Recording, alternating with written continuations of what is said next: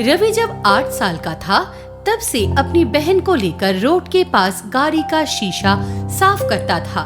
6 महीने की छोटी बहन को रास्ते पर सुलाकर वो खड़ा रहता था कि कब सिग्नल का लाइट लाल हो और वो जाकर गाड़ी की शीशा साफ करके 2 पैसा कमा के बहन के लिए दूध खरीदेगा।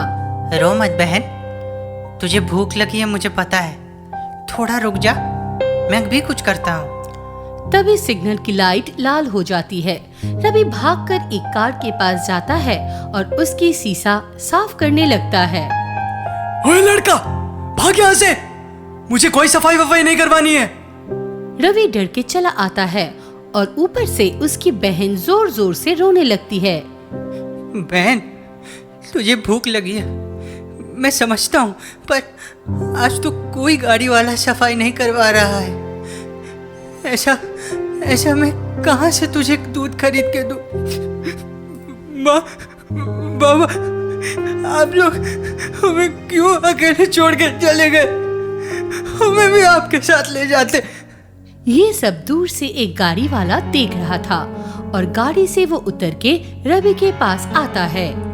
ए बच्चा, तेरा नाम क्या है और तू इधर क्या कर रहा है? ये छोटी सी बच्ची कौन है तेरे साथ? साहब, मैं रवि और ये मेरी बहन रूमा है।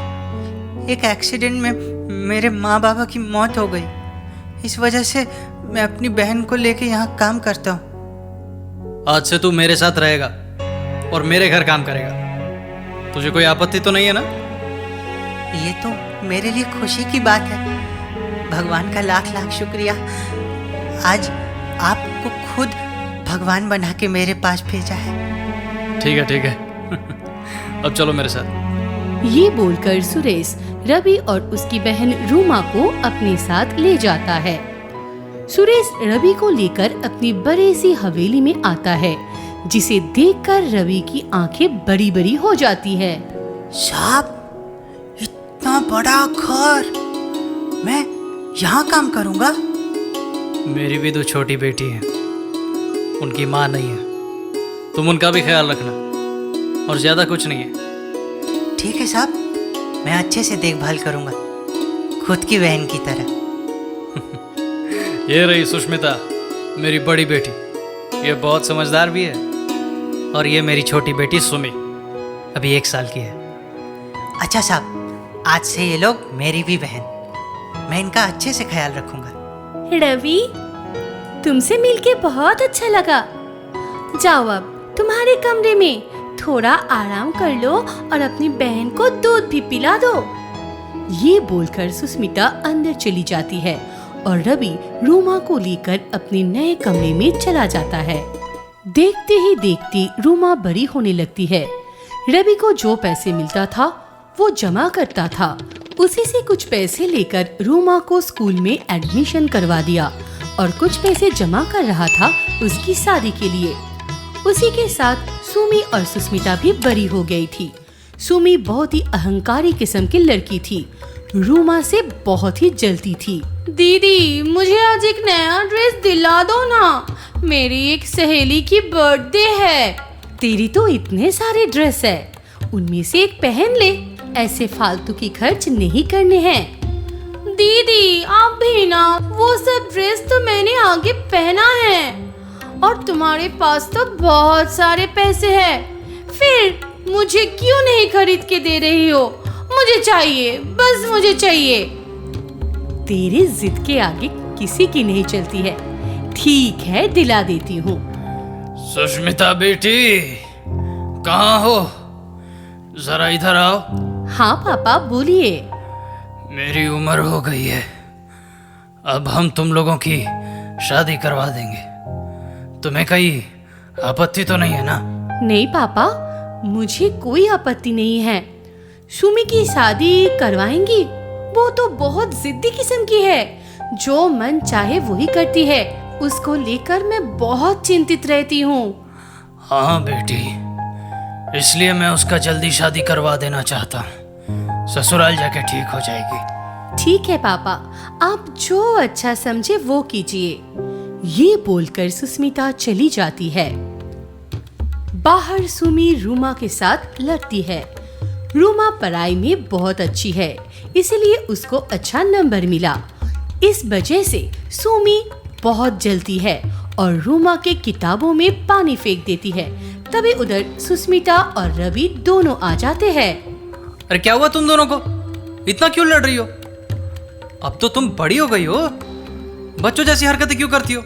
हाँ सुमी, तुम रूमा को क्यों परेशान कर रहे हो? हाँ हाँ दीदी, मैं ही तो हूँ जो इसके पीछे पड़ी रहती हूँ। मेरे तो और कुछ काम ही नहीं है।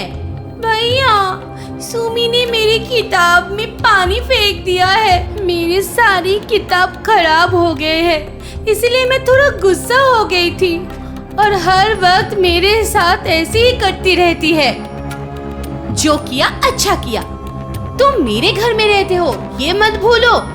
ऊपर से तुम्हारी वजह से मुझे डांट भी पड़ती है। सुमी, ये कैसी बात है? पापा सुनेंगे तो तुम्हें बहुत डांट पड़ेगी। ऐसा नहीं बोलते हैं। और कुछ दिनों में ही तो तुम्हारी शादी है, पापा मुझे बताए हैं। अब चलो यहाँ से। क्या शादी? बिल्कुल नहीं, इतनी जल्दी कौन शादी करता है? मुझे शादी वादी नहीं करनी है, पापा को बोल देना। ये बोलकर सुमी चली जाती है। शादी की बात सुन के रवि भी सोचता है, रूमा की भी तो शादी की उम्र हो गई है, अब मुझे भी उसकी शादी करवा देनी चाहिए। एक अच्छा सा लड़का देखना पड़ेगा जो इसे बहुत खुश रखेगा। देखते ही देखते उसके शहर की एक कॉलेज की प्रोफेसर के साथ रूमा की शादी तय हो जाती है। ये देखकर सुमी भी शादी के लिए राजी हो जाती है और सोचती है, रूमा से अच्छा दूल्हा मेरा होगा। पापा को बोलकर एक अमीर घर में मैं शादी करूंगी। पापा, सुमी शादी के लिए तैयार हो गई है, आप पहले उसकी शादी करवा दीजिए, ना जाने कब उसका मन बदल जाए, इसीलिए कहती हूँ। ठीक है, मैं लड़का देखता हूँ। सुरेश ने सुमी के लिए अच्छा बिजनेसमैन ढूंढ लिया और उसके साथ शादी भी तय कर दिया था। सब लोग बहुत खुश थे और शादी के दिन भी ठीक हो गया। सुमी की शादी पहले था, उसके बाद रूमा की शादी थी। जोरों से शादी की तैयारी चल रही थी। रवि जो पैसा जमा किया था उसी से कुछ गहने और एक अच्छी सी साड़ी खरीदता है और सुमी बहुत सारे सोने के हार और बहुत सारे कपड़े खरीदता है। बहन, मैं तेरे लिए बस इतना ही कर पाया, मेरे पास और कुछ नहीं है ना। ये तो बहुत है भैया, मुझे और कुछ भी नहीं चाहिए। सुमी की शादी धूमधाम से होती है। अगले दिन रूमा की शादी थी। तभी, रूमा, मैं तेरी शादी नहीं होने दूंगी, देख मैं क्या करती हूँ। ये बोलकर रात में चुपके से जाकर रूमा के गहने चुरा लिया और उसकी साड़ी भी खराब कर दिया। सुबह रूमा उठकर ये सब देख के रोने लगती है।